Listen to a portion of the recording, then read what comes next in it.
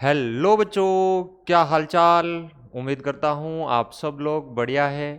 बच्चों, अपन यहाँ पर सीरीज स्टार्ट कर रहे हैं और सीरीज का नाम है बच्चों मिशन 100 आउट ऑफ 100, जो क्लास 10th की है।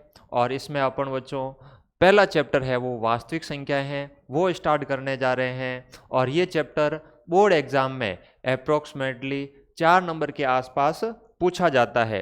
तो इस चैप्टर में आज अपन जो टॉपिक कवर करने वाले हैं वो है परिमेय संख्या और उनका दशमलव प्रसार पढ़ेंगे। फिर अपरिमेय संख्याओं के बारे में पढ़ेंगे और अपरिमेय संख्या के दशमलव प्रकार के बारे में अपन जानकारी एकत्रित करेंगे। फिर इनके बीच में सक्रियाएं क्या होती है वो अपन टॉपिक कवर करेंगे।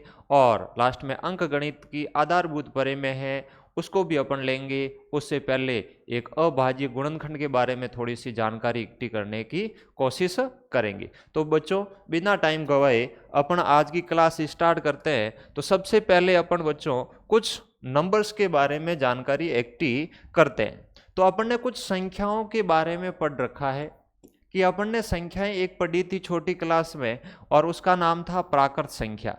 अब ये प्राकृत संख्या होती है वो क्या होती है ये अपने को देखनी है। तो अपन ने क्या देखा था कि प्राकृत संख्या उसे कहते हैं वह संख्या सारी की सारी संख्याएं होती है जो गिनती करने में यूज आती है, काम आती है।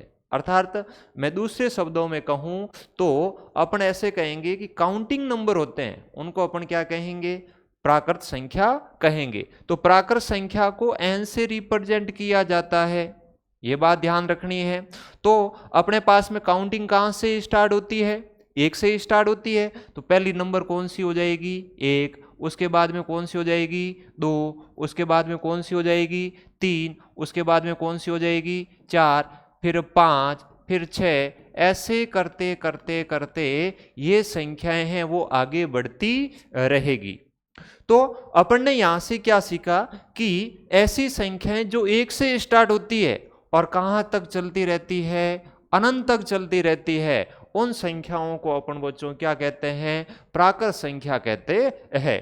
अब आगे देखें बच्चों, पूर्ण संख्या, होल नंबर, पूर्ण संख्या किसे कहते हैं। अब जिसको W से रिप्रेजेंट किया जाता है। तो इसकी मैं बच्चों डेफिनेशन बताऊं, परिभाषा बताऊं, तो अपने पास में इसकी परिभाषा कुछ इस प्रकार से बन जाएगी। अगर प्राकृत संख्या के अंदर जीरो को जोड़ दिया जाए, जैसे प्राकृत संख्या अपने पास में क्या थी, एक तो 1 थी, फिर कौन सी थी, 2 थी, फिर 3 थी, फिर 4 थी, फिर 5 थी, फिर 6 थी। ऐसे करते करते अपन ने कहां तक लिखी थी, इन्फिनिटी, अनंत तक लिखी थी। अब इसमें देखें किसको ऐड कर दिया जाए, 0। तो एक संख्याओं का समुच्चय बनेगा, समूह बनेगा, और उस समूह को अपन क्या कहेंगे, पूर्ण संख्या कहेंगे। ऐसे ही आगे बढ़ें तो अगली नंबर आती है वो अपने पास में कौन सी आती है, पूर्णांक संख्याएं आती है। अब पूर्णांक संख्याएं किसे कहते हैं, परिभाषा इसकी क्या होती है। तो पूर्णांक संख्या में अपन कहेंगे कि ये होल नंबर था, पूर्ण संख्याएं थी। इसमें अपन किसको जोड़ दें, ऋणात्मक प्राकृत संख्याएं। तो ऋणात्मक प्राकृत संख्याएं कौन सी होगी, इनके आगे अपन क्या लगा देंगे, माइनस। तो जैसे इधर देखें तो ये प्लस का इन्फिनिटी है, ठीक है, प्लस का अनंत है, तो इधर कौन सा हो जाएगा, माइनस का अनंत। तो ये संख्याएं ऐसे माइनस का 2 हो जाएगा, माइनस की 1 हो जाएगी। और फिर अब 0 के इधर देखें तो सारी की सारी कैसी है, ऋणात्मक प्राकृत संख्या है। फिर 0 है, 0 के बाद में क्या आएगा, 1 आएगा, 2 आएगा, 3 आएगा, 4। ऐसे करते करते करते प्लस अनंत तक अपन आगे बढ़ते रहेंगे। तो ये संख्याएं इधर तो थी ऋणात्मक प्राकृत संख्या, और 0 के इधर सारी की सारी संख्याएं थी वो कैसी थी अपने पास में, पूर्ण संख्या। तो पूर्ण संख्या में ऋणात्मक प्राकृत संख्या को जोड़ने पर जो बड़ी संख्या होती है उसको अपन ने क्या कहा था, पूर्णांक संख्याएं कहा था। अब इस पूर्णांक संख्याओं को किससे रिप्रेजेंट किया जाता है, तो बच्चों इसको Z और I से रिप्रेजेंट किया जाता है। अपनी बुक में मैक्सिमम है बच्चों Z देखने को मिलेगा, बड़ी क्लासों में हो सकता है I भी यूज आए, तो कहीं कहीं I भी लिखा हुआ मिल सकता है और कहीं कहीं Z भी लिखा हुआ मिल सकता है। तो सबसे पहले इस संख्याओं में देखें, पूर्णांक संख्याओं को आगे जाके 3 भागों में बांटा गया है। अब पहली कौन सी है? एक तो देखो इधर, इधर अपन ने क्या कही थी, अभी एक नाम दिया था ऋणात्मक प्राकृत संख्या, जो -1 से लगा के माइनस की अनंत तक जा रही थी। फिर एक बीच में ये 0 थी, और ये अपन ने अभी इसका नाम दिया था, और वो नाम अपन ने क्या दिया था? प्राकृत संख्या दिया था। तो ये जो आपकी ऋणात्मक प्राकृत संख्या है, इसको अपन अब से क्या कहेंगे? ऋणात्मक पूर्णांक। इसको अपन क्या नाम दिया? ऋणात्मक पूर्णांक। और ये जो बीच में 0 है, इसको अपन क्या कहेंगे? शून्य पूर्णांक। ये क्या हो जाएगी अपने पास में? शून्य पूर्णांक हो जाएगी। और इधर ये दिखाई दे रही है जिसको अपन ने प्राकृत संख्या कहा था, ये कैसी है? पॉजिटिव है। पॉजिटिव है तो इसका नाम क्या दे देंगे? धनात्मक पूर्णांक। तो ये अपने पास में क्या हो जाएगी? इधर वाली ऋणात्मक, बीच में शून्य पूर्णांक, और राइट हैंड साइड में कौन सी लिखी हुई है? धनात्मक पूर्णांक संख्याएं लिखी हुई है। जो ये ऋणात्मक पूर्णांक संख्याएं होती है, इसको जेड नेगेटिव से दर्शाया जाता है। ऐसे ही धनात्मक को बच्चों जेड प्लस से दर्शाया जाता है। जेड के ऊपर अपन क्या लगा देंगे? प्लस। या फिर आई के ऊपर नेगेटिव तो ऋणात्मक, आई के ऊपर पॉजिटिव तो धनात्मक, ऐसे भी देखने को मिल सकता है। तो ये बच्चों 3 संख्याएं थी, प्राकृत संख्या, पूर्ण संख्या और पूर्णांक संख्याएं, जो आपने छोटी क्लासों में इनको अच्छे से देख रखा है। अब नेक्स्ट आगे देखें बच्चों, अगली अपन बात करें तो आपके पास में कुछ महत्वपूर्ण बिंदु है, पूर्णांक संख्याओं के प्रकार है, ठीक है, उनके बारे में अपन देखेंगे।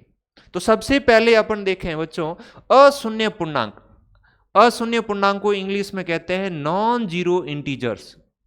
अब अशून्य की जगह शून्यतर लिखा हुआ मिल सकता है, शून्यतर पूर्णांक ऐसा भी देखने को मिल सकता है, ठीक है। तो अपने पास में पहली नंबर है, पहला प्रकार है शून्यतर पूर्णांक।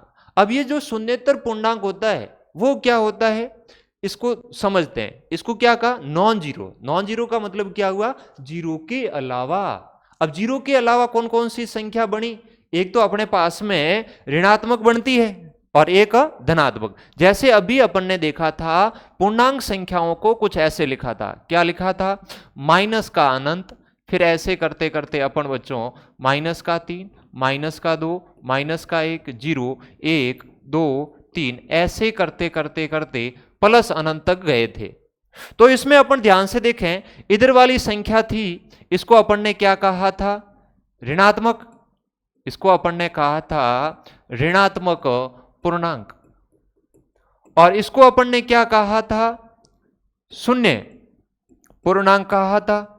और ये वाली जो संख्याएं हैं, इनको अभी अपन ने क्या कहा था? धनात्मक पूर्णांक। अब ये जो नंबर है, आपकी बात आती है नॉन जीरो, जीरो के अलावा, अर्थात ये वाली संख्याएं अपने को क्या करनी है? छोड़नी है। तो अपने पास में कौन सी रही? एक तो रही ऋणात्मक पूर्णांक, एक तो क्या रही? ऋणात्मक पूर्णांक। तो एक तो अपने पास में क्या हो जाएगी? ऋणात्मक पूर्णांक संख्या। और उसके अलावा शून्य वाली को तो छोड़नी है, क्योंकि शून्यतर है। शून्यतर है तो कौन सी लेंगे आगे? धनात्मक। तो अपन यहां पर लिख देंगे धनात्मक पूर्णांक। तो अपने पास में 2 नंबर है, एक तो है ऋणात्मक पूर्णांक और एक है धनात्मक पूर्णांक। इन दोनों का योग, उसको अपन क्या कहेंगे? अशून्य पूर्णांक। अशून्य पूर्णांक का मतलब शून्य के अलावा, ठीक है। तो ये बातें अपने को ध्यान रखनी है। अब नेक्स्ट आगे देखें बच्चों, तो आपके पास में अगली जो नंबर है वो क्या है? गैर ऋणात्मक पूर्णांक। अब जो ये गैर लिखा हुआ है ना बच्चों, इस वर्ड की जगह ऐसा भी देखने को मिल सकता है। ऐसा भी देखने को मिल सकता है। क्या यहां पर ऐसा लिखा हुआ आ सकता है? ऋणेतर पूर्णांक। क्या देखने को मिल सकता है? ऋणेतर पूर्णांक। तो अपने पास में ऋणेतर पूर्णांक होगा, वो क्या होगा वो देखना है। अब यहां से आगे देखो बच्चों, ऋणेतर पूर्णांक। ऋणेतर पूर्णांक का मतलब ये हुआ बच्चों कि ऋणात्मक को छोड़ दो, तो ऋणात्मक को छोड़ेंगे तो अपने पास में क्या आ जाएगा? एक तो शून्य पूर्णांक, भाई इसको तो क्या करना है, अब की बार छोड़ना है। तो ऋणेतर पूर्णांक को छोड़ेंगे तो एक तो शून्य पूर्णांक और एक अपना क्या रह जाएगा? धनात्मक पूर्णांक। तो ऋणेतर पूर्णांक में अपन क्या लिखेंगे? शून्य पूर्णांक, शून्य पूर्णांक, और प्लस इसमें क्या ऐड हो जाएगा? धनात्मक पूर्णांक। क्या हो जाएगा? धनात्मक पूर्णांक। तो अब अपने पास में ये जो नंबर बना, इसको अपन ने क्या कहा? ऋणेतर पूर्णांक का। क्या कहा बच्चों? ऋणेतर पूर्णांक। अब नेक्स्ट अगला थर्ड देखें, क्या है? गैर धनात्मक पूर्णांक। तो इसकी जगह बच्चों गैर धनात्मक कहें या फिर अपन क्या कहेंगे? धनेतर, धनेतर पूर्णांक, ऐसा भी लिखा हुआ मिल सकता है बच्चों। तो धनेतर पूर्णांक लिख देते हैं भाई। तो अपने पास में क्या हो जाएगा? धनेतर पूर्णांक। तो धनेतर पूर्णांक का मतलब क्या हुआ? Non positive. Non positive means बच्चों प्लस के अलावा। तो प्लस वाली के अलावा मतलब धनात्मक संख्याओं के अलावा। तो इसके अलावा कौन सी रहेगी? एक तो अपने पास में ऋणात्मक रहेगी और एक अपने पास में कौन सी रहेगी? शून्य पूर्णांक रहेगी। तो इसको अपने को नोट करना है। तो अपने पास में एक तो कौन सी रही? ऋणात्मक, ऋणात्मक पूर्णांक, और एक कौन सी रही बच्चों? शून्य पूर्णांक। कौन सी रही? शून्य पूर्णांक। तो इन संख्याओं से मिलकर जो आपके पास में संख्याएं बनेगी उनको अपन क्या कहेंगे? गैर धनात्मक पूर्णांक, नॉन पॉजिटिव इंटीजर्स, या फिर धनेतर पूर्णांक। तो ये बातें आपको यहां से ध्यान रखनी है। तो अपने तीन टर्म्स के बारे में पढ़ा है बच्चों। ये तीन टर्म्स है, कहीं कहीं आपको बुक में देखने को मिलेगी कि ये वर्ड नया कहां से आ गया, तो इनका ध्यान रखना है। शून्येतर पूर्णांक मतलब शून्य के अलावा, धनेतर पूर्णांक मतलब धनात्मक के अलावा, और ऋणेतर पूर्णांक का मतलब ऋणात्मक के अलावा। नेक्स्ट बच्चों आगे देखें तो आपके पास में अगला टॉपिक है, वो है परिमेय संख्याएं। अब जो रेशनल नंबर है, अपन ने क्या पढ़ा था रेशनल नंबर में? अपन ने ये पढ़ा था कि ऐसी संख्याएं जिनको P बट्टा Q के रूप में लिखा जा सकता है, और जहां पर P और Q क्या है? पूर्णांक संख्याएं हैं, और Q का मान है वो 0 के बराबर नहीं होना चाहिए, तो उनको अपन ने कहा था परिमेय संख्याएं। तो सबसे पहले देखें पहली बात तो क्या? अपने पास में संख्या होगी वो होगी P बाई Q के फॉर्म की। अब देखो P बाई Q के फॉर्म की है, और ये तो अपने पास में क्या बन गई? संख्या बन गई। परिमेय संख्या बराबर क्या हो जाएगी? परिमेय संख्या, परिमेय संख्या, ये अपने पास में परिमेय संख्या बन गई। अब देखो बच्चों, ये जो P बटा Q लिखा है, इसमें कंडीशन थी, जहां पहली कंडीशन क्या है? P और Q कैसी है? पूर्णांक संख्या। कैसी है? पूर्णांक संख्या होनी चाहिए। दूसरी कंडीशन, ये जो Q है वो 0 के बराबर नहीं होना चाहिए। अगर ये 0 के बराबर हुआ तो बटा में क्या आ जाएगा? 0, मतलब हर में 0 आ जाएगा, और जैसे ही हर में 0 आएगा तो वो संख्या क्या हो जाएगी? अपरिभाषित। ये बात आपको यहां पर ध्यान रखनी है। अब बच्चों देखें, इसमें नेक्स्ट आगे देखें, अपन इसके कुछ एग्जाम्पल्स लेते हैं कि परिमेय संख्या कौन कौन सी है और कौन कौन सी नहीं है। इसका प्रतीक भी ध्यान रखना है। इसको किससे रिप्रेजेंट किया जाता है? Q से रिप्रेजेंट किया जाता है। तो प्रतीक Q हो गया।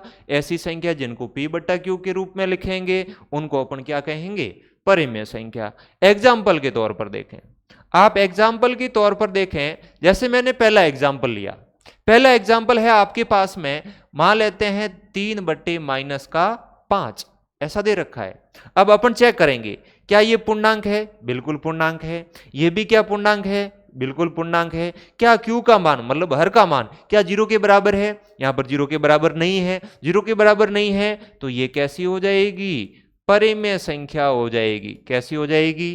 परिमेय, ऐसा कुछ भी आ सकता है। जैसे मैंने एक और एग्जाम्पल ले लिया, 0 बटा मान लेते हैं 3, ऐसे कुछ करके ले लिया। अब 0 क्या है? पूर्णांक संख्या है। 3 क्या है? पूर्णांक संख्या है। क्या 3 0 के बराबर है? नहीं है। तो दोनों कंडीशन, पहली और दूसरी, क्या कर रहा है? सेटिस्फाई कर रहा है, और दोनों कंडीशनें सेटिस्फाई यहां पर हो रही है। तो अपन क्या कहेंगे बच्चों? ये भी कैसी संख्या है? परिमेय संख्या है। ऐसे ही मैं एक और एग्जाम्पल लेता हूं। जैसे आ गया, मान लेते हैं -5 और अपॉन में क्या आ गया? 0। ऊपर कुछ भी नंबर है और नीचे क्या है? 0। तो अब बच्चों ये कैसी संख्या है? देखो, ऊपर पूर्णांक है, नीचे क्या है? 0 है। तो दोनों पूर्णांक तो है, मतलब अंश भी पूर्णांक है और हर भी पूर्णांक है। बट जो हर है, Q का मान है, वो अब की बार क्या बन रहा है? 0। परंतु अपने तो 0 बनने नहीं देना था, तो ये संख्या अपने पास में कैसी हो जाएगी? अपरिभाषित। अपरिभाषित। तो ये संख्या अपने पास में कैसी हो जाएगी? अपरिभाषित। ये ध्यान रखना है। तो अर्थात यहां से अपन इस पॉइंट से बहुत अच्छी बात सीख रहे हैं। क्या सीख रहे हैं? कि हर को कभी भी 0 नहीं होने देना है। अगर ये 0 बन गया तो नंबर कैसा बन जाएगा? अपरिभाषित। चलो बच्चों, अब अपन एक इसी संख्या के अंतर्गत एक छोटा सा कॉन्सेप्ट लेते हैं जो आपने 9th क्लास में अच्छे से पढ़ रखा है। क्या? परिमेय संख्याओं का दशमलव प्रसार। आपके पास में क्या आ जाएगा? इनका दशमलव प्रसार। इनका दशमलव प्रसार होता है, वो कैसा होता है वो अपने को देखना है बच्चों। तो सबसे पहले दशमलव प्रसार देखें तो परिमेय संख्या का दशमलव प्रसार होता है, वो पहला तो होता है कैसा? यहां नोट कर लेते हैं। कैसा होता है? शांत होता है।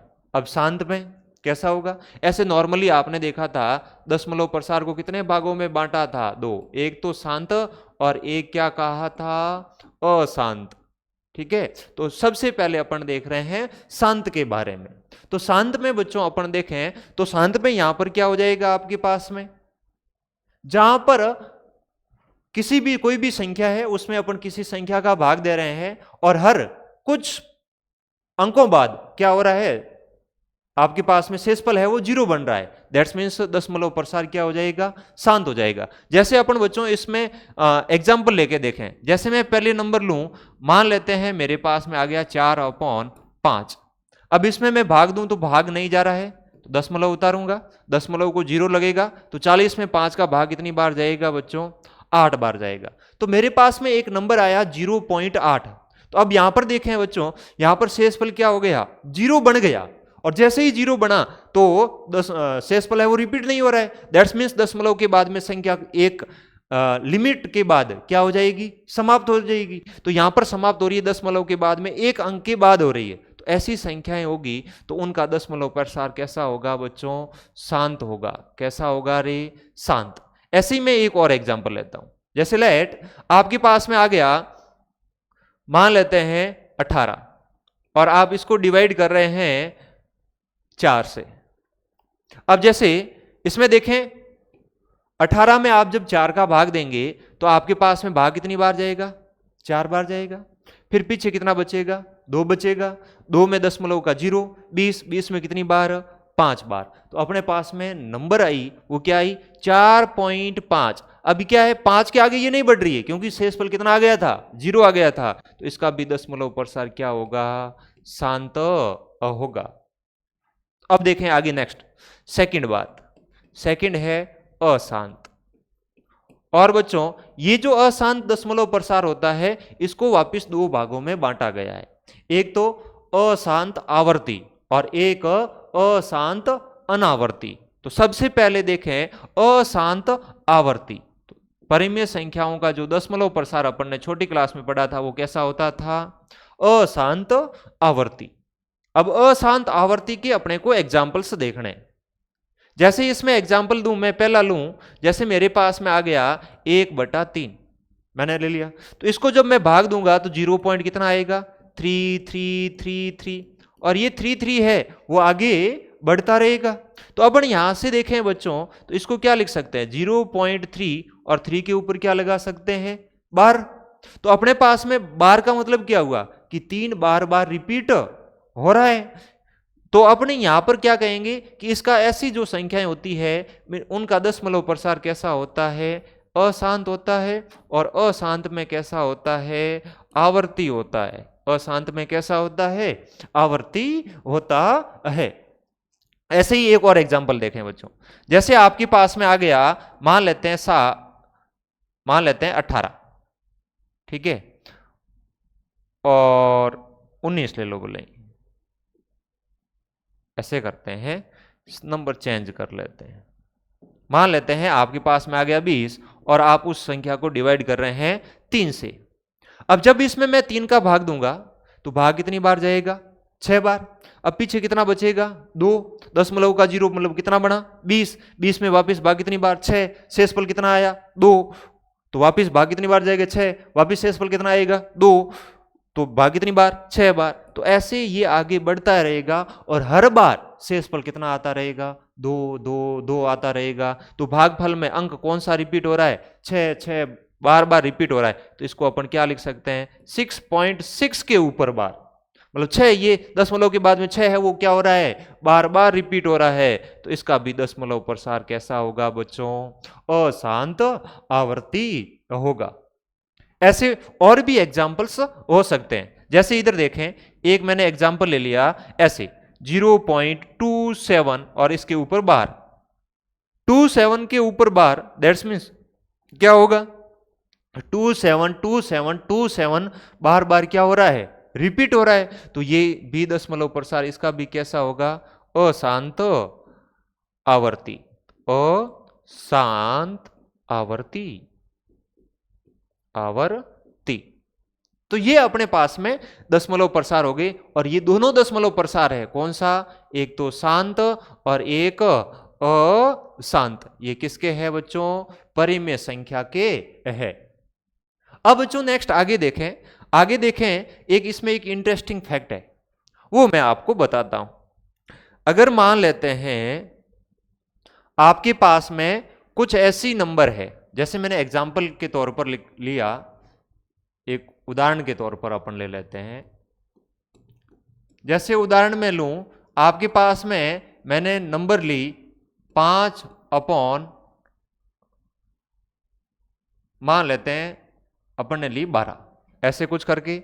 एक नंबर मैंने ऐसे ले ली 2 अपॉन 30, ऐसे कुछ करके भी हो सकती है। और एक नंबर मैं ले लेता हूं 5 अपॉन वापिस 45 ले लो, ठीक है, ऐसे कुछ करके लिख सकते हैं। एक नंबर मैं ले लेता हूं बच्चों, यहां से अपन देखें आगे बढ़े तो 1 अपॉन, मान लेते हैं ले ली 50, ठीक है। अब आपको एक एक करके देखना है। अब इनको हर को देख के आप दशमलव प्रसार बताना है, क्योंकि P बटा Q के रूप में है और Q का मान हर जगह है, 0 के बराबर नहीं है, तो ये परिमेय संख्या तो है, ठीक है। अपने को ये बताना है कि परिमेय संख्या में दशमलव प्रसार कैसा है इनका। आप क्या करोगे बच्चों, इसमें इसका हर लोगे, क्या देखोगे, हर बराबर कितना है 12, हर बराबर कितना है 12, तो 12 के अभाज्य गुणनखंड करेंगे। तो 12 के अभाज्य गुणनखंड करेंगे तो 12 में 2 का भाग जाएगा, फिर 6 रहेगा, 6 में 2 का भाग, फिर 3 रहेगा, और फिर 3। तो अपने पास में ऐसी नंबर आ गई, 2 गुणा 2 गुणा 3 आ गया। अब अपने को इसको घात के रूप में लिखें, तो घात के रूप में लिखेंगे तो 2 की घात 2 गुणा 3 की घात 1। सर ऐसा कुछ रिप्रेजेंटेशन आया, ठीक है भाई। अब इसमें देखते हैं, इसका हर देखो बच्चों, तो हर बराबर कितना है 30 है, 30 में 2 का भाग देंगे तो 15 बार, 15 में 3 का भाग जाएगा 5 बार, और 5 का भाग 1 बार, ऐसे कुछ करके, ठीक है भाई। अब इसके बाद में इसमें देखें, इसमें भी हर देखेंगे तो हर अपने पास में कितना है 45 है, और 45 में 3 का भाग देंगे, पहले 3 का भाग अपने पास में है, कितनी बार जाएगा 1 बार, 1 बार, पीछे बचेगा 5, 15 बार, 15 में वापस 3 का भाग, और फिर 15 में 3 का भाग 5 बार, ऐसा कुछ करके आ जाएगा अपने पास में। अब फिर इसको घात के रूप में लिखेंगे तो 3 की घात 2 गुणा 5 की घात 1। अब यहां से देखें बच्चों, तो इसमें आपके पास में क्या आ गया, हर आ गया, और हर में देखें तो आपके पास में क्या हुआ, यहां पर हर में देखेंगे 2 का भाग जा रहा है 25 बार, फिर 5 का भाग एक बार, और फिर 5 का भाग एक बार, और फिर मैंने ऐसे नोट किया घात के रूप में, तो 2 गुणा 5 की घात कितनी हो गई, 2 हो गई। अब देखो, तो अपने आज तक हर को आपने ऐसे किया होगा, यह कब करना है, एक बात का ध्यान रखना, जब दी गई संख्याओं का सरलीकृत रूप हो। क्या हो, सरलीकृत रूप। जैसे इसमें देखें हैं कि आपके पास में नंबर थी, वो कितनी थी, 2/30 थी, तो इसको सरलीकृत कर सकते हैं। तो सरलीकृत करेंगे तो अपने पास में ये संख्या क्या बन जाएगी बच्चों, 1/15 बन जाएगी। ठीक है, तो जैसे ही 1/15 होगी, तो अब इस 15 का देखना है। ऐसे नहीं है कि कहीं 30 का देख लें, ये गलती ना करना, इस बात का ध्यान रखना। मैंने ये ऐसे ही नोट किया था कि ऐसी गलती होती है। अब देखो, इस 15 का करेंगे तो अपने पास में क्या हो जाएगा, 3 की घात 1 गुणा 5 की घात 1। ऐसे ही इसमें क्या होगा, ये संख्या 5 से कैंसिल होगी, तो 1 कितनी होगी, 9 होगी। और यहां पर ये जो 9 का करेंगे, अब तो 9 का करेंगे तो क्या होगा, 3 की घात 2 होगा। तो ये बातें आपको ध्यान रखनी है, क्या इसका सरलीकृत रूप है या नहीं है।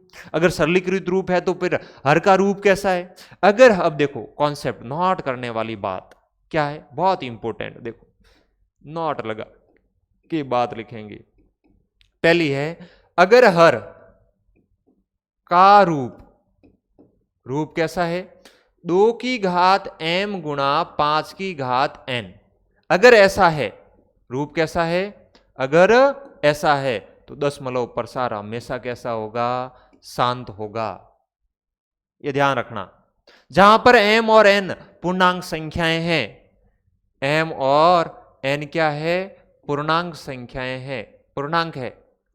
अब देखो बच्चों, नेक्स्ट दूसरा, अगर हर का रूप कैसा, 2 की घात m गुणा 5 की घात n नहीं है, अगर ऐसा नहीं है तो आपके पास में इसका दशमलव प्रसार होगा, वो कैसा होगा, अशांत आवर्ती होगा, अशांत आवर्ती। तो अब बच्चों देखो, पहले नंबर में, पहला नंबर क्या है, 12 है हर, तो ऐसा रूप है क्या, इसमें तो सर 2 और 5 ही आना चाहिए, 2 और 5, परंतु इसमें तो कौन आ रहा है, 3 आ रहा है। तो 3 आ रहा है, तो इसका दशमलव प्रसार शांत कभी नहीं होगा, तो इसका दशमलव प्रसार बच्चों कैसा हो जाएगा, अशांत। कैसा हो जाएगा, अशांत। और अशांत में भी कैसा बच्चों, आवर्ती। कैसा हो जाएगा, आवर्ती। ऐसे ही इसमें देखें, पहले इसका सरलीकृत रूप देखना है, अगर हो रहा है तो। अगर सरलीकृत रूप नहीं है तो बच्चों अपन सीधा हर जो भी होता था उसका अभाज्य गुणनखंड करके और घात के रूप में लिख देते, परंतु इसका तो हो रहा था, तो कितना आया, 1/15। 15 में देखा तो अपने पास में कुछ ये बन रहा था, और इसमें 3 की घात 1 और 5 की घात 1, तो अर्थात 3 आ रहा है, 3 आ रहा है, तो ऐसा रूप नहीं है। और ऐसा रूप नहीं है तो इसका भी दशमलव प्रसार बच्चों कैसा हो जाएगा, अशांत आवर्ती हो जाएगा। ऐसे ही इसमें देखें, इसमें ध्यान से देखें तो 1/9 है, अर्थात इसको क्या लिखा था, 3 की घात 2, अर्थात 2 और 5 तो सर इसमें है ही नहीं, तो इसका भी दशमलव प्रसार कैसा हो गया, अशांत आवर्ती हो गया। ऐसे ही इसमें देखें बच्चों, इसका सरलीकृत रूप यही है, तो 50 का अपन ने क्या किया, हर था 50 को अपन ने कैसे लिखा, 2 की घात 1 गुणा 5 की घात 2, तो 2 की घात यहां पर कितनी हो गई, 1, तो m का मान कितना हुआ, 1, और n का मान कितना हुआ, 2। क्या रूप ऐसा है, बिल्कुल ऐसा रूप है, तो इसका दशमलव प्रसार बच्चों कैसा हो जाएगा, शांत हो जाएगा। कैसा हो जाएगा, शांत। एक और एग्जांपल लेता हूं समझने के लिए। देखें बच्चों, कोई कहेगा कि सर मान लेते हैं ऐसा आ गया, 1/8 आ गया, सपोज दैट, तो अपने पास में ये सर सरलीकृत रूप है, इसमें हर कितना है, सर हर इसमें कितना है, 8 है, सर 8 को आप क्या लिखोगे, 2 की घात 3। तो सर इसका क्या होगा, इसमें बच्चों एक बात थोड़ी सी ये ऐड रखना, क्या ये है ना, ये पूर्ण संख्या कर लेना और भी अच्छी हो जाएगी। कैसी संख्या, पूर्ण संख्या, ठीक है। तो m और n कैसी हो जाएगी, पूर्ण संख्या। अगर ये पूर्ण होगी तो 2 का मान 2 की घात कितनी हुई, 3, ठीक है। और 5 की घात, अगर 5 की घात नहीं है तो 5 की घात कितनी है, यहां पर 0 है, पूर्ण संख्या है तो अपन ले सकते हैं 0। अब 0 लिया तो ऐसा रूप बन रहा है क्या, बिल्कुल ऐसा रूप बन रहा है। और ऐसा रूप है तो इसका भी दशमलव प्रसार कैसा हो जाएगा, शांत हो जाएगा। तो इस प्रकार का एक एग्जाम्पल रहा था, वो भी अपन ने नोट कर लिया। तो बच्चों इन बातों को आपको ध्यान रखना है। छोटी छोटी बातें हैं, छोटे छोटे कॉन्सेप्ट्स हैं, इनको आप अच्छे से करोगे और इन पे ज्यादा जोर दोगे तो आपके क्वेश्चंस अपने आप होंगे। क्वेश्चंस पे आपको ज्यादा प्रैक्टिस करने की फिर आवश्यकता नहीं रहेगी। कॉन्सेप्ट्स अगर आपके क्लियर है तो क्वेश्चन इजीली सॉल्व होने लग जाएंगे, उनके ऊपर ज्यादा टाइम गंवाना नहीं पड़ेगा, फर्स्ट टाइम में ही क्वेश्चंस हो जाएंगे। तो इन बातों के लिए आपको कॉन्सेप्ट्स आपके हैं वो अच्छे करने, इन बातों का थोड़ा सा ध्यान रखना है। अब आगे देखें बच्चों, नेक्स्ट आपके पास में है अपरिमेय संख्या। तो अपरिमेय संख्या को बच्चों अपन नॉर्मली क्यू डैश से रिप्रेजेंट करते हैं, या क्यू के ऊपर सी भी लिखा हुआ मिल सकता है, कॉम्प्लीमेंट, ठीक है। तो अब देखो बच्चों, क्यू डैश का मतलब हुआ कि परिमेय नहीं है, जो परिमेय नहीं है वो कैसी होगी अपने पास में, अपरिमेय संख्या होगी। अर्थात ऐसी संख्याएं जिनको p बटा q के रूप में नहीं लिख सकते, जहां पर q है वो 0 के बराबर नहीं है, तो उन संख्या को अपन क्या कहेंगे, अपरिमेय संख्या। तो परिमेय संख्या में तो p बटा q के रूप में लिख सकते थे, और इसमें p बटा q के रूप में नहीं लिख सकते। तो बच्चों इसमें अपन ने एग्जाम्पल्स देखें, तो आपने ऐसे एग्जाम्पल्स देखे होंगे, पाई को देखा होगा, अंडर रूट 2 को देखा होगा, अंडर रूट 3 को देखा होगा, फिर अंडर रूट 5 को देखा होगा, और ऐसी बहुत सारी नंबर्स हो सकती है, इनको आपने देखा होगा। तो आपने पीछे परिमेय संख्या पढ़ी थी, जो परिमेय संख्या में नहीं आ रही थी उनको कौन सी कैटेगरी में डाल देंगे, अपरिमेय संख्या में। फिर अपन ने परिमेय संख्या का दशमलव प्रसार पढ़ा था, और उसमें दशमलव प्रसार 2 प्रकार के अपन ने देखे थे, एक शांत और एक अशांत। फिर अशांत में एक अपन ने देखा था अशांत आवर्ती, तो दूसरा अशांत का प्रकार हुआ वो कौन सा हुआ, अशांत अनावर्ती। अब ये जो अशांत अनावर्ती है ये कैसा होता है, इसको अपने को देखना है। तो अगर किसी भी संख्या का दशमलव प्रसार अशांत अनावर्ती है तो वो अपने पास में बच्चों संख्या कौन सी होगी, अपरिमेय संख्या होगी। तो अब इसमें देखें बच्चों, तो आपके पास में क्या हो जाएगा, अशांत में आपने ऐसे उदाहरण देखे होंगे, इधर ध्यान से देखें, उदाहरण में आपने देखा होगा 2.01011011110, और फिर बच्चों ऐसे करते करते करते ये नंबर है वो आगे बढ़ता रहता है, बढ़ता रहता है, एक पैटर्न सा इसमें दिखाई देता है। अर्थात कभी भी ना तो शेषफल इसमें 0 बनता है और ना ही कभी भी शेषफल है वो रिपीट होता है, हर बार शेषफल है वो अलग अलग आता जाता है, और ये एक नंबर दशमलव के बाद में नंबर आगे बढ़ती जाती है, बढ़ती जाती है, और कहां पर अंत होगी वो अपन कोई कह नहीं सकते।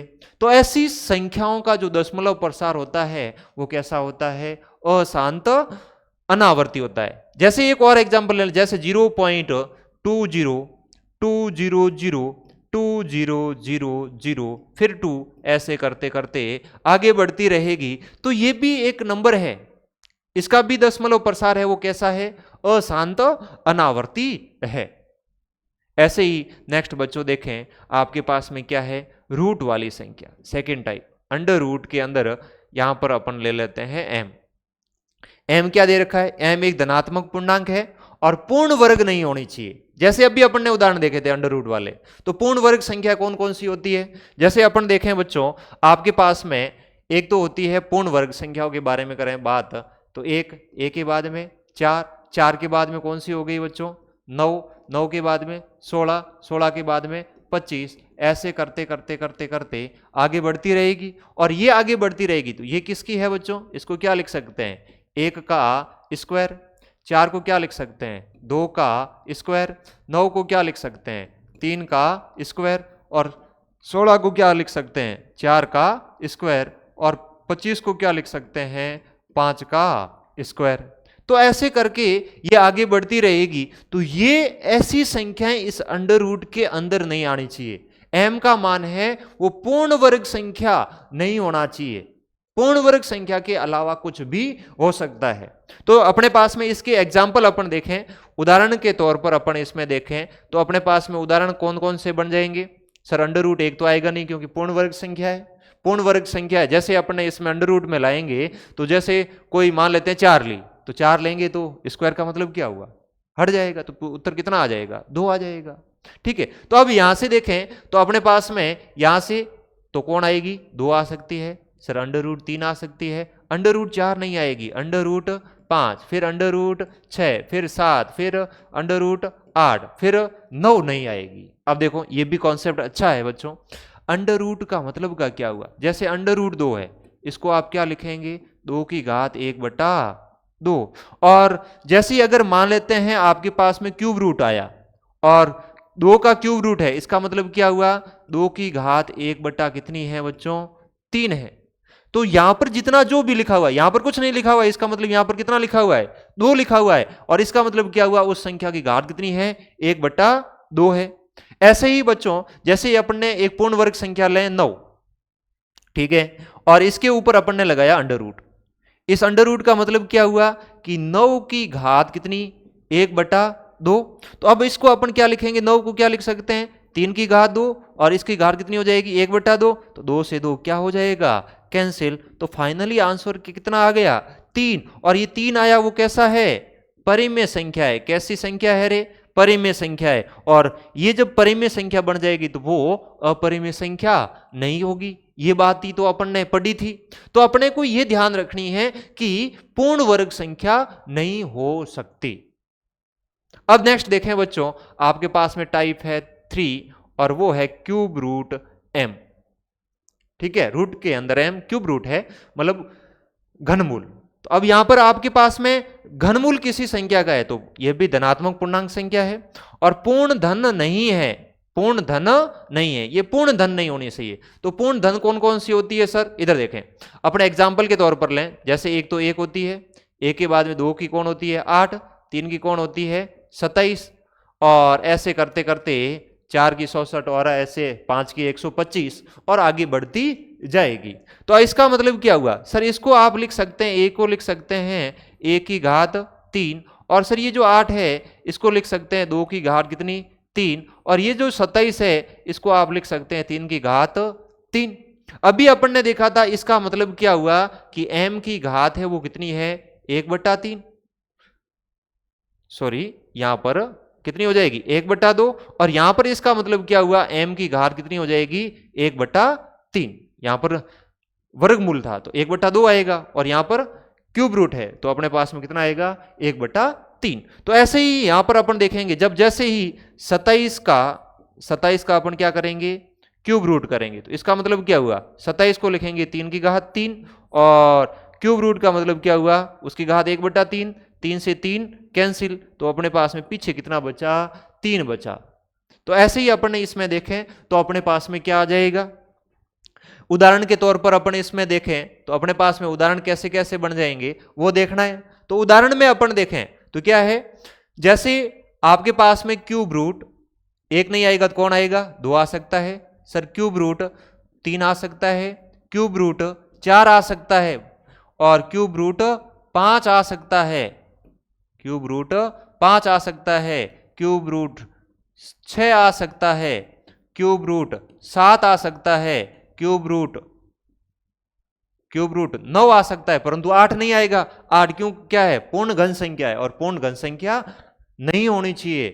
तो ये बातें आपको यहां पर ध्यान रखनी है। तो ये सारी की सारी ये जो नंबर बन रही है वो आपके पास में नंबर कैसी है बच्चों, अपरिमेय संख्या है। ये भी सारी की सारी कैसी है, अपरिमेय संख्या है। और ये ऐसी दशमलव प्रसार वाली भी कैसी है, अपरिमेय संख्या है। तो सर इन सारी संख्याओं का क्या दशमलव प्रसार अशांत अनावर्ती होता है? बिल्कुल बच्चों, जब इसको सॉल्व किया जाता है तो कहीं पर भी शेषफल रिपीट नहीं होता है और ना ही समाप्त होता है, हर बार अलग अलग आता है। तो इन सभी संख्याओं का दशमलव प्रसार कैसा है, अशांत आवर्ती। कभी कभी एग्जाम में एक नंबर में ऐसा सवाल पूछा जा सकता है, अपरिमेय संख्याओं का दशमलव प्रसार होता है, तो दशमलव प्रसार ध्यान रखना है बच्चों, कैसा होता है, अशांत अनावर्ती होता है। आगे बढ़े बच्चों, नेक्स्ट अपन देखें तो अपने पास में क्या है, वापिस संख्याओं का वर्गीकरण। अब देखो बच्चों, अपन ने परिमेय संख्या के बारे में पढ़ा, अपन ने अपरिमेय संख्या के बारे में अच्छे से पढ़ लिया। अपन ने बच्चों प्राकृत संख्या के बारे में देखा, 1 से स्टार्ट होती है, पूर्ण संख्या के बारे में देखा, 0 से स्टार्ट होती है, और पूर्णांक संख्या के बारे में देखा, इधर भी डॉट डॉट है, ठीक है। तो अपने पास में माइनस की तरफ भी चलती है, प्लस की तरफ भी चलती है 0 से, ठीक है। तो ऐसी को अपन ने क्या कहा था, पूर्णांक कहा था।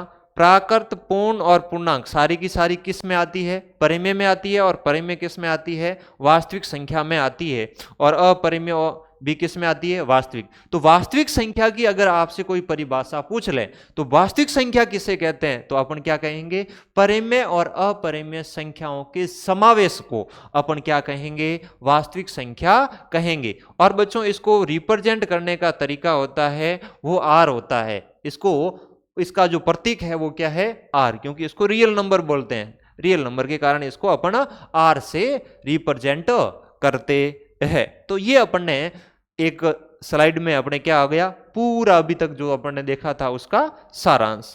अब आगे देखें बच्चों, दशमलव प्रसार, ये भी बातें अपन ने डिस्कशन कर लिए, एक बार दोबारा कर लेते हैं। अब यहां से देखें दशमलव प्रसार, तो दशमलव प्रसार को कितने भागों में बांटा था, एक तो शांत और एक अशांत, और अशांत में भी 2 प्रकार बांटे थे, एक तो कौन सा, अशांत आवर्ती, और एक कौन सा, अशांत अनावर्ती। अगर किसी भी संख्या का दशमलव प्रसार शांत है और अशांत आवर्ती है तो वो संख्या कैसी होगी बच्चों, परिमेय होगी। अगर अशांत अनावर्ती है तो वो संख्या कैसी होगी बच्चों, अपरिमेय होगी। तो इन बातों का आपको क्या करना है, ध्यान रखना है, विशेष ध्यान रखना है। चलो बच्चों, तो दशमलव प्रसार से भी कभी कभी क्वेश्चन पूछा जा सकता है कि परिमेय संख्या का दशमलव प्रसार होता है, इनमें से कोई एक ऑप्शन दे रखा हो, या फिर अपरिमेय संख्याओं का दशमलव प्रसार है, या फिर ऐसे दे दें कि अशांत अनावर्ती कैसी संख्याओं का दशमलव प्रसार है, कुछ भी ऐसा बनाया जा सकता है एक नंबर में या खाली जगह में। अब यहां से देखें अगला, कुछ महत्वपूर्ण सक्रियाएं हैं, ऑपरेशंस है, इनको अपने को देखना है। ऑपरेशन सक्रियाएं कौन कौन सी होती है, एक तो प्लस के बारे में पढ़ा, माइनस के बारे में पढ़ा, गुणा के बारे में पढ़ा, और भाग के बारे में पढ़ा। इनको बोलते हैं बच्चों सक्रियाएं, ऑपरेशंस। गणित में ये 4 मुख्य मूल है। ये अगर किन्हीं को आते हैं तो बच्चों गणित को बहुत इजी बना देते हैं, क्योंकि यही तो होते हैं, बाकी तो सब कॉन्सेप्ट्स होते हैं जिनको लर्न करना पड़ता है। अब सबसे पहले देखें पहला कॉन्सेप्ट क्या है बच्चों, पहला कॉन्सेप्ट परिमेय और अपरिमेय संख्या का योग। अपना परिमेय और अपरिमेय, आर मतलब रेशनल नंबर, यहां पर परिमेय संख्या रिप्रेजेंट कर रखा है, ये ध्यान रखना। मैंने यहां पर क्या है, जो परिमेय संख्या लिखी है उसको आर से लिखा है, और जो अपरिमेय ली है, अपरिमेय, इसको मैंने बच्चों IRR से लिखा है, IRR, इरेशनल, ठीक है। तो ये बातें आपको ध्यान रखनी है।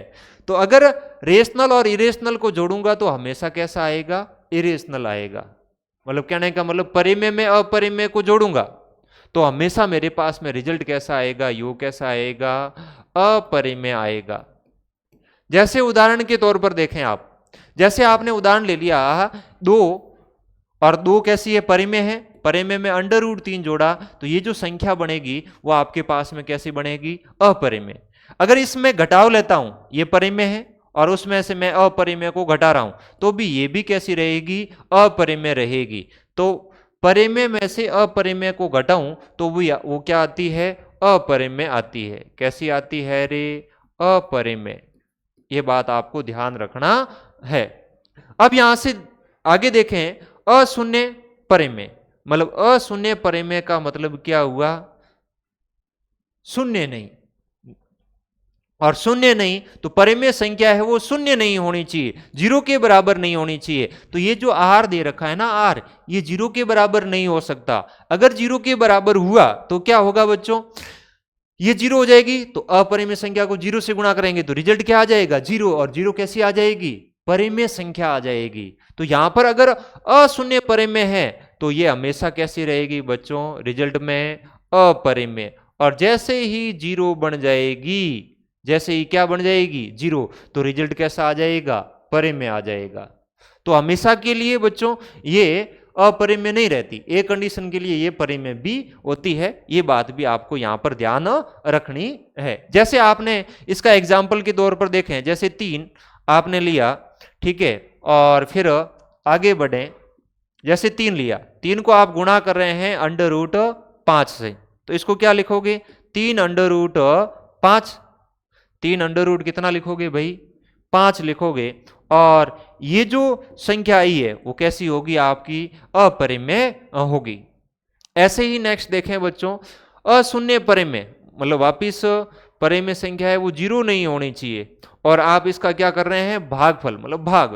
तो परिमेय और अपरिमेय का भागफल हमेशा कैसा होता है बच्चों, अपरिमेय होता है। अगर ये परिमेय संख्या जीरो हो गई तो बच्चों जीरो भी आ सकता है और अपरिभाषित। और जीरो कब आएगा, जब अंश में परिमेय संख्या जीरो होगी।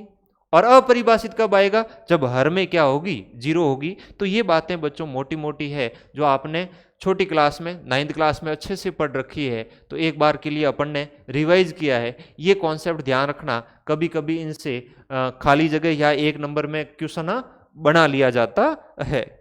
अगला देखें क्या है, अपरिमेय संख्याओं के बीच में सक्रियाएं।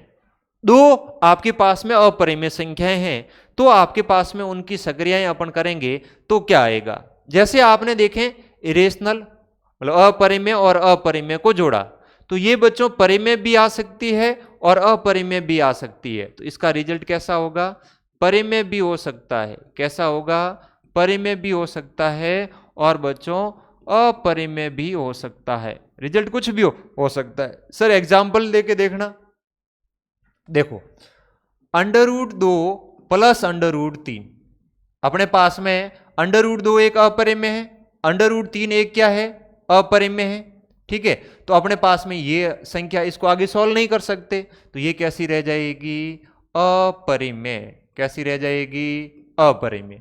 एक इसी का ही और एग्जाम्पल लेता हूं, इधर देखें ध्यान से। तो आपके पास में और एग्जाम्पल लेते हैं, जैसे मेरे पास में आ गया √2, ये अपरिमेय है। और एक मैं लेता हूं 1 माइनस √2, ये आपके पास में क्या है, अपरिमेय है। और ये परिमेय में से अपरिमेय घटाते हैं तो रिजल्ट क्या आता है, अपरिमेय आता है। अभी अपने पीछे देखा था, तो ये भी कैसी संख्या है, अपरिमेय है। अब जब इसको अपन सॉल्व करें तो √2 प्लस 1 माइनस √2, तो √2 वाली ये बात कैंसिल हो जाएगी। तो पीछे अपने पास में कितना बचेगा, 1 बचेगा। और जो ये 1 है वो अपने पास में संख्या कैसी आ गई बच्चों, परिमेय आ गई। तो अपन कहेंगे कि कभी रिजल्ट इसका परिमेय भी हो सकता है और कभी अपरिमेय भी हो सकता है। ऐसे ही इसमें अंतर देखें तो ये भी बच्चों परिमेय या फिर क्या होगा, अपरिमेय। अपरिमेय कब होगा, जैसे देखो बच्चों परिमेय कब होगा।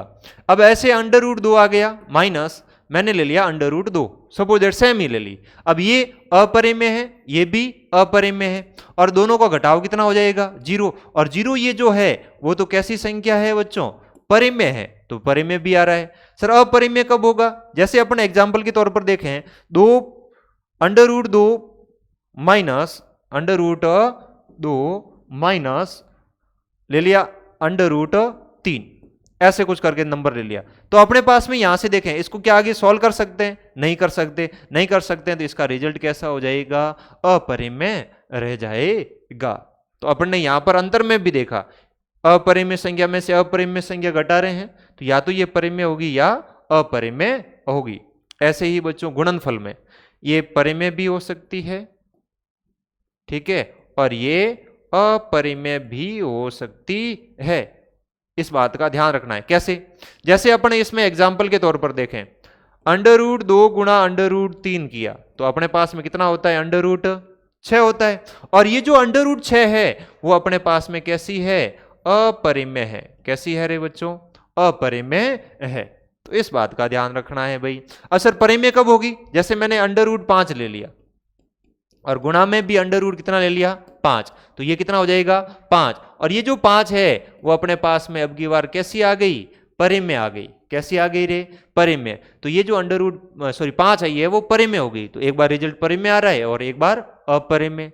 ऐसे ही भागफल में ये भी रिजल्ट बच्चों क्या होता है? परिमेय। परिमेय नहीं तो कैसा बच्चों? अपरिमेय। इस बात का ध्यान रखना है। तो अपरिमेय यहां पर लिख देते हैं, अपरिमेय।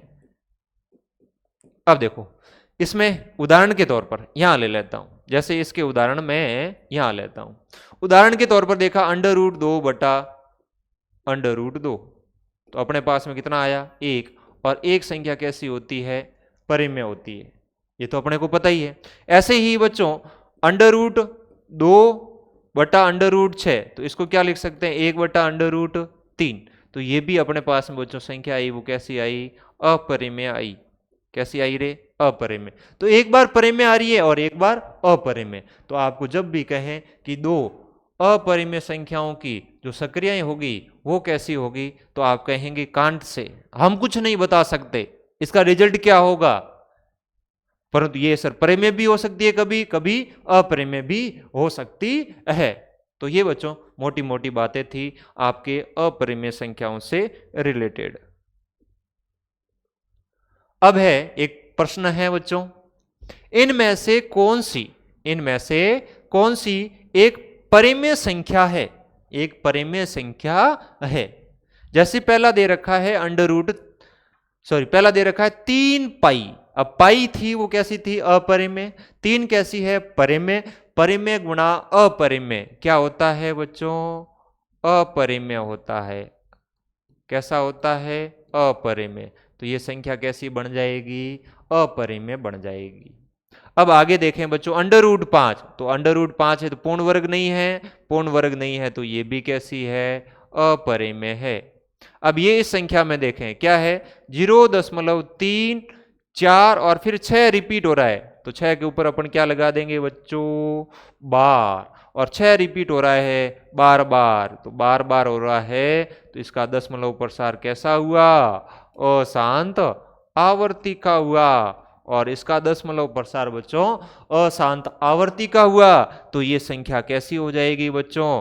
परिमेय हो जाएगी। कैसी हो जाएगी रे? परिमेय हो जाएगी।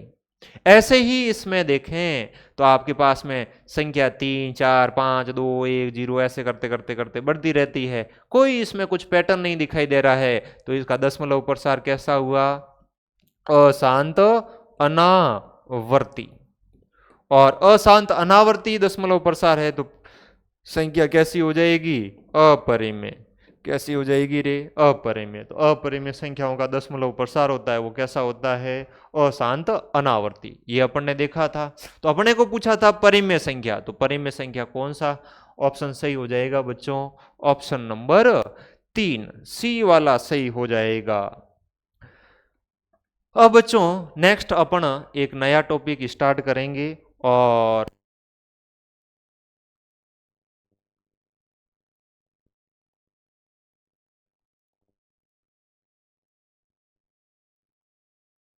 टॉपिक है वो अपने पास में नेक्स्ट देखें वो है अभाज्य और भाज्य संख्या।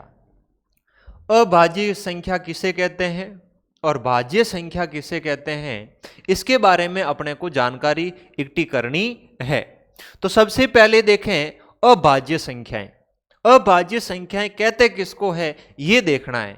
तो अपन क्या कहेंगे? अभाज्य संख्या में बात हमेशा के लिए एक ध्यान रखना बच्चों, और वो बात आपके पास में है वो कुछ इस प्रकार से है। क्या है? इसके केवल, बहुत इंपॉर्टेंट बात लिख रहा हूं, केवल 2 गुणनखंड केवल दो गुणनखंड, यही बात ध्यान रखनी है कि अगर कोई संख्या है और इसके केवल दो गुणनखंड है, और जब केवल दो गुणनखंड है तो वो संख्या आपके पास में कैसी हो जाएगी? अभाज्य संख्या। और केवल दो गुणनखंड कौन कौन से है? एक तो जो भी संख्या होगी, जो भी संख्या है, कुछ भी हो सकती है। एक तो है खुद स्यों, और एक है बच्चों कौन? एक, ऐसे लिखते हैं एक। ठीक है, तो एक तो अपने पास में हो गई कौन सी? एक हो गई, और एक कौन सी हो गई? खुद हो गई। तो दो ऐसी संख्या है जिनका इस संख्या में भाग जाएगा, अर्थात खुद का जाएगा और किसका जाएगा? एक का जाएगा। तो उस संख्या को अपन क्या कहेंगे? अभाज्य संख्या कहेंगे। दैट्स मीन्स केवल दो गुणनखंड हो। केवल कितने गुणनखंड हो? दो। सर उदाहरण के तौर पर, एग्जाम्पल, उदाहरण देखो भाई, उदाहरण देखें। उदाहरण में बच्चों एक को छोड़ दो, एक के बाद में कौन आता है? नंबर दो, दो के बाद में तीन, तीन के बाद में चार, चार के बाद में कौन आता है? पांच आता है। परंतु सर चार में दो का भी भाग जाता है, और जब चार में दो का भाग जाता है तो एक का भी जाता है, दो का भी जाता है, और चार का भी जाता है। गुणनखंड दो से अधिक हो गए, तो अपने को तो केवल दो चाहिए थे। यहां पर देखो केवल दो है, दो में एक का भाग जाता है, दो का भाग जाता है, तीन में एक का भाग जाता है और तीन का ही जाता है। तो ऐसे फिर पांच में जाएगा, फिर सात हो जाएगी, फिर आठ नहीं होगी, नौ नहीं होगी, दस नहीं होगी, ग्यारह, ग्यारह के बाद में तेरह, तेरह के बाद में सत्रह, सत्रह के बाद में उन्नीस, उन्नीस के बाद में बीस, इक्कीस होगी नहीं, बाईस होगी नहीं, तेईस, और ऐसे करते करते ये आगे बढ़ती रहेगी। इन सभी संख्याओं का जो गुणनखंड है वो खुद है, और खुद के अलावा कौन है? एक है। ये बातें आपको ध्यान रखनी है। उन संख्याओं को अपन ने क्या कहा था? अभाज्य संख्या। आपको इन अभाज्य संख्याओं में सबसे छोटी अभाज्य संख्या पूछे तो कितनी होगी? दो होगी। सबसे छोटी आपको सम अभाज्य संख्या पूछे तो दो होगी, और विषम पूछे तो कौन सी होगी? तीन होगी। इस बात का ध्यान रखना है। और बच्चों एक ना इधर आ रही है, एक के बारे में बाद में अपन डिस्कशन करेंगे। बाकी बच्चों ये नंबर्स ध्यान रखना है। और ये जो दो है ना, दो, ये स्पेशल केस है। ये केवल एक सम अभाज्य संख्या है, केवल, इसके अलावा कोई सम अभाज्य संख्या नहीं है। तो भाज्य संख्या की परिभाषा में अपन क्या देखेंगे? दो से, इसको क्या लिख देता हूं? दो से अधिक, दो से अधिक गुणनखंड, ऐसी संख्याएं जिनके दो से अधिक गुणनखंड है, अर्थात वो खुद से और एक से तो विभाजित हो रही है, इसके अलावा किसी तीसरी या चौथी संख्या से भी वो क्या हो रही है? डिवाइड हो रही है, उसमें उस संख्या का भाग जा रहा है। तो अपन कहेंगे वो संख्या कैसी हो जाएगी? भाज्य हो जाएगी। जैसे उदाहरण के तौर पर आप देखें, जैसे उदाहरण में मैं लूं, मेरे पास में पहली संख्या अपने पास में यहां पर कौन सी हो जाएगी? चार, चार के बाद में छह, छह के बाद में सात होगी नहीं, आठ, आठ के बाद में नौ, नौ के बाद में अपने पास में कौन सी हो जाएगी? दस, और दस के बाद में ग्यारह उधर आ गई तो इधर नहीं आएगी, तो बारह, बारह के बाद तेरह, तेरह तो उधर हो गई तो चौदह, चौदह के बाद में पंद्रह, पंद्रह के बाद में सोलह, और ऐसे करते करते करते ये आगे बढ़ती रहेगी। तो अब इसमें देखें बच्चों, जैसे मैंने कोई एक संख्या उठा ली 10, देखो 10 के गुणनखंड अपन करें तो क्या आएगा? एक का भाग जाता है, दो का जाता है, पांच का जाता है, और किसका जाता है? 10 का। तो इसके गुणनखंड कितने आए बच्चों? ध्यान से देखें तो इसके गुणनखंड 1 2 3 4, कितने गुणनखंड हो रहे हैं? 4, जो 2 से अधिक है, और 2 से अधिक है तो ये संख्या है वो आपके पास में कैसी है? भाज्य संख्या है। ऐसे बच्चों कोई भी नंबर इसमें से उठा लो, और उसके जब आप गुणनखंड देखेंगे तो हमेशा 2 से अधिक होंगे, और जब 2 से अधिक है तो अपन इस संख्या को अपन कैसी कहेंगे? भाज्य संख्या कहेंगे। तो इसमें दो, केवल इतना ही ध्यान रखना है, अभाज्य संख्या केवल 2 गुणनखंड, और भाज्य संख्या 2 से अधिक गुणनखंड, या फिर ऐसे कह सकते हैं 3 या 3 से अधिक, 3 भी हो सकते हैं या अधिक, और या फिर क्या 2 से अधिक। 2 से अधिक मतलब क्या हुआ? 3 या 3 से अधिक। अब देखो एक नंबर रहा बीच में अपने पास में 1, नोट करके लिखेंगे भले ही इस बात को, ठीक है, नोट करके लिखेंगे। जो नंबर था 1, एक ना तो अभाज्य है, ना तो अभाज्य है,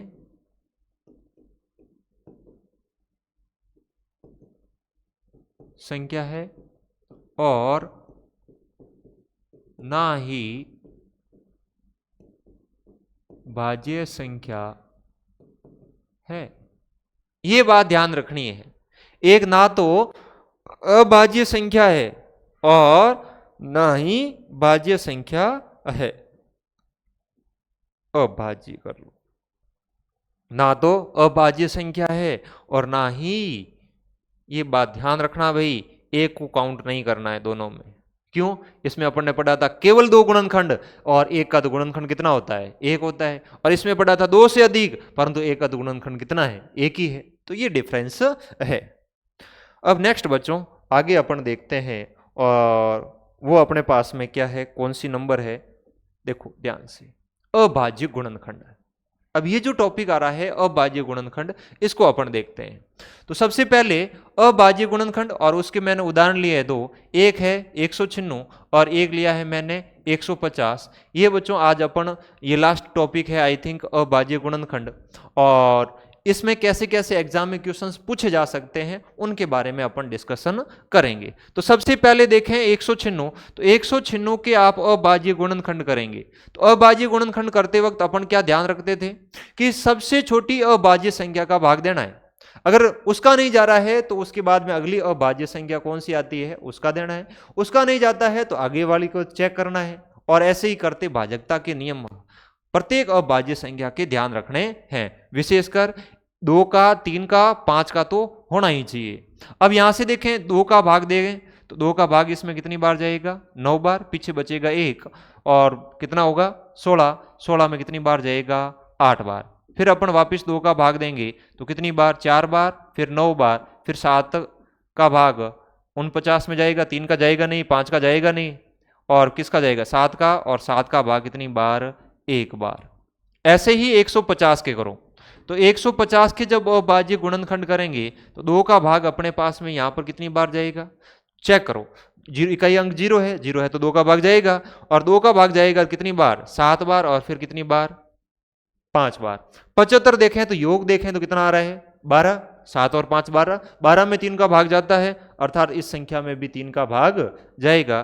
तो 3 का भाग देंगे, और 3 का भाग अपने पास में यहां पर अपन देखें तो अपने पास में क्या हो जाएगा?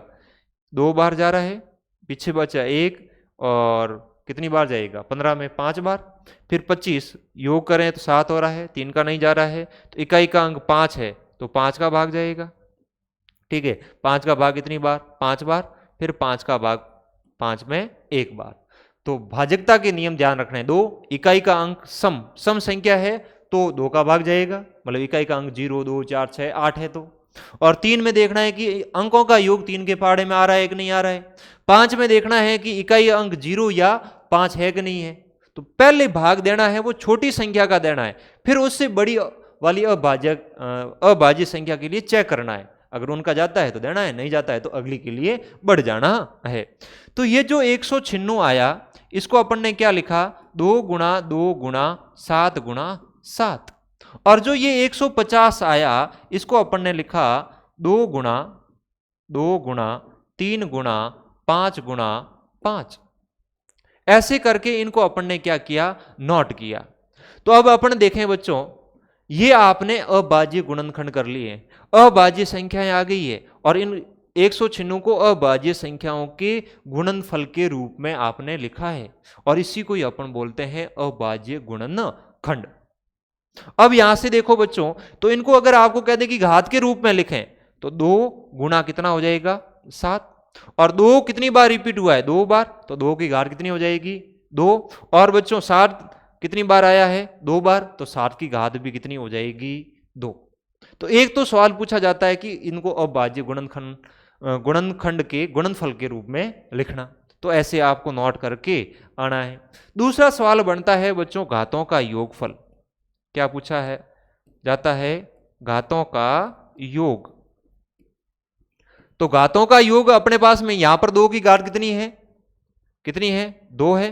और 7 में की घात कितनी है? 2 है। तो योगफल अपन करेंगे कितना आएगा बच्चों? 4 आएगा।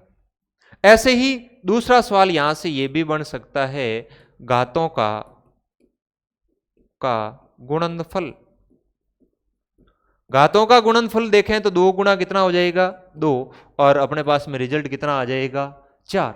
तो ये 2 सवाल यहां से और बनते हैं एग्जाम में 1 नंबर की दृष्टि से। क्या बनता है, घातों का योग पूछे तो घातों को जोड़ना है, और गुणनफल पूछे तो क्या करना है, गुणा करना है। अब थर्ड देखें बच्चों, थर्ड क्या कह रहा है। थर्ड में तो बच्चों ऐसा पूछा जा सकता है, अपन मौखिक लिए देख लेते हैं। ऐसा पूछा जा सकता है कि दो का घातांक है। अब 2 का घातांक देखेंगे, 2 का घातांक कितना है 2 है, तो अपने पास में आंसर कितना आ जाएगा 2। 7 का पूछे तो कितना है, यहां पर 2 है। ऐसे ही यहां पर इसको घात के रूप में लिखें तो 2 की घात 1 गुणा 3 की घात 1 और 5 की घात कितनी हो जाएगी 2 हो जाएगी। अब यहां पर अपन इसको योगफल पूछें, अगर घातों का क्या पूछें योगफल, तो आपके पास में 1 प्लस 1 प्लस कितना हो जाएगा 2 बराबर कितना हो गया 4। देखो घातों को जोड़ना, 1 1 2 2 और 2 4। दूसरा आपसे पूछेगा गुणनफल। गुणनफल, घातों का गुणनफल, ध्यान रखना, घातों का गुणनफल कितना हो जाएगा 1 गुणा 1 गुणा 2, तो बराबर कितना हो जाएगा 1 गुणा 1 1, और 1 गुणा 2 करेंगे तो कितना हो जाएगा 2। तो यहां पर गुणनफल कितना आया 2, और योगफल कितना आया बच्चों आपके पास में 4। तो इस प्रकार से आपको क्या करना है, अभाज्य गुणनखंड करने हैं। इन बातों का आपको ध्यान रखना है। चलो बच्चों, इससे रिलेटेड अपन एक क्वेश्चन ले लेते हैं और फिर इस क्लास को आज के लिए समाप्त करते हैं। क्या है, प्रत्येक संख्या को उसके अभाज्य गुणनखंडों के गुणनफल के रूप में व्यक्त कीजिए। यह आपका प्रश्न है। और संख्या पहली क्या दे रखी है 336, क्या दे रखी है 336, और इसके अभाज्य गुणनखंड करेंगे तो सबसे पहले 2 के लिए चेक करेंगे, 2 का भाग जा रहा है, बिल्कुल जा रहा है, इकाई का अंक 6 है, तो 2 का भाग इसमें कितनी बार जाएगा 3 में 1 बार, 13 में 6 बार, और 16 में कितनी बार 8 बार। फिर बच्चों 2 का भाग कितनी बार 8 बार, फिर 8 में कितनी बार 4 बार। फिर 2 का भाग बच्चों देखें 8 में कितनी बार 4 बार, और 4 में कितनी बार 2 बार। फिर 2 का भाग देखें 4 में 2 बार और 2 में 1 बार। 21 में नहीं जा रहा है, 21 में किसका जा रहा है, योग 3 हो रहा है, तो 3 में 3 का जाता है, तो 21 में भी जाएगा। 21 में 3 का भाग कितनी बार 7 बार, फिर 7 का भाग 1 बार। इसको आपको पूछा था कि अभाज्य गुणनखंडों के गुणनफल के रूप में इसको नोट करना है, तो अपने को केवल इतना ही करना है, 336 बराबर 2 गुणा 2 गुणा 2 गुणा 2 गुणा 3 गुणा 7। अगर घात के रूप में लिखने के लिए कहें तो 2 कितनी बार आया 4 बार, 3 कितनी बार आया 1 बार, 7 कितनी बार आया 1 बार। तो ऐसे अपन घात के रूप में भी लिख सकते हैं, तो ये इसका घातांक रूप हो जाएगा। और अगली संख्या देखें बच्चों सेकंड में, तो आपके पास में नंबर है 32,760। सबसे पहले 2 के लिए चेक करेंगे, क्या इसमें 2 का भाग जा रहा है, 2 का भाग जा रहा है तो कितनी बार जा रहा है वो देखना है। तो 2 का भाग देंगे 1 बार, फिर कितनी बार 6 बार। फिर बच्चों आपके पास में कितनी बार 3 बार, फिर 8 बार, फिर 0 बार। फिर 2 का भाग वापस देंगे 16 में 8 बार, 3 में 1 बार, 18 में 9 बार, फिर 0 बार। फिर 2 का भाग वापस जा रहा है बच्चों 8 में 4 बार, 1 में नहीं जाता तो 0। 19 में वापस कितनी बार 9 बार, और फिर कितनी बार 5 बार। 9 और 9 18, मतलब 3 का भाग भी इसमें जा रहा है, तो 3 का भाग इसमें बच्चों अपन देंगे तो अपने पास में कितनी बार 1 बार, फिर 10 में 3 बार, 19 में कितनी बार 6 बार, और 15 में कितनी बार 5 बार। अब इनका योग करके देखें तो 6 और 9 15, वापिस 3 का भाग जा रहा है बच्चों। 3 का भाग कितनी बार जा रहा है 13 में 4 बार, 1, 16 में 5 बार, 6 1 और फिर 5। अब यहां पर अपन देखें बच्चों तो आपके पास में 3 का भाग नहीं जा रहा है, योग 14 हो रहा है, तो 3 का नहीं जा रहा है, किसका जा रहा है 5 का जा रहा है। 5 का 45 में 9 बार, और बच्चों 5 में कितनी बार 1 बार। फिर 91 में देखें तो अपने पास में भाग किसका जा रहा है, आई थिंक 7 का जा रहा है। 7 का भाग कितनी बार 1 बार, और 21 में कितनी बार 13 बार। फिर 13 में 13 का भाग कितनी बार जाता है 1 बार। तो अपन ने ऐसे करके अपन ने इसके क्या कर लिए अभाज्य गुणनखंड कर लिए। तो अभाज्य गुणनखंड आपको इस प्रकार से करने हैं। अब देखें आगे, तो आपके पास में है संख्या है 32,760, तो इसके बराबर अपन क्या लिखेंगे, क्या लिखेंगे, 2 गुणा 2 गुणा 2, 2 कितनी बार आया, 3 बार, 3 कितनी बार आया, 2 बार, और बच्चों 5 कितनी बार आया, 1 बार, 7 कितनी बार आया, 1 बार, और गुणा में अपने पास में कितना हो गया, 13, और घातांक के रूप में लिखें तो एक तो 2 आ रहा है, 3 आ रहा है, 5 आ रहा है, ठीक है, और 5 के बाद में 7 आ रहा है और 13 आ रहा है। तो इनकी घात देखें, 2 3 बार आ रहा है, 3 2 बार आ रहा है, 5 1 बार, 7 1 बार और 13 1 बार। तो ये अपने पास में बच्चों रिजल्ट आ जाएगा, और इस प्रकार से आपको अभाज्य गुणनखंडों के गुणनफल के रूप में व्यक्त करना है। कोई भी संख्या हो, कोई भी संख्या, और संख्या है वो कैसी है, भाज्य संख्या। तो भाज्य संख्या के अपन ने क्या किए हैं, अभाज्य संख्याओं के गुणनखंड। चलो बच्चों, तो आज के लिए मुझे अब लग रहा है कि ज़्यादा हो जाएगा, आगे पढ़ेंगे। तो बच्चों आज की क्लास बच्चों अपन यहीं समाप्त करते हैं, और कल अपन बच्चों इससे आगे का टॉपिक उठाएंगे। आई थिंक अंकगणित की आधारभूत परिमेय है, उसके बारे में देखेंगे, और उसके बाद में एचसीएफ और एलसीएम के बारे में सीखेंगे और आगे बढ़ेंगे। तो आई थिंक यही है। चलो अपन देख लेते हैं। हाँ, यही है, परिमेय है, फिर उससे रिलेटेड अपन क्वेश्चन भी करेंगे। तो आज की क्लास बच्चों उम्मीद कर रहा हूँ आपको अच्छी लगी होगी, बहुत अच्छे से आपने समझने की कोशिश की होगी।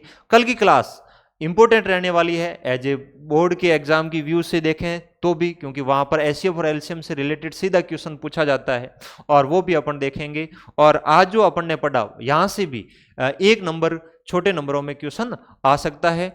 तो again thank you so much.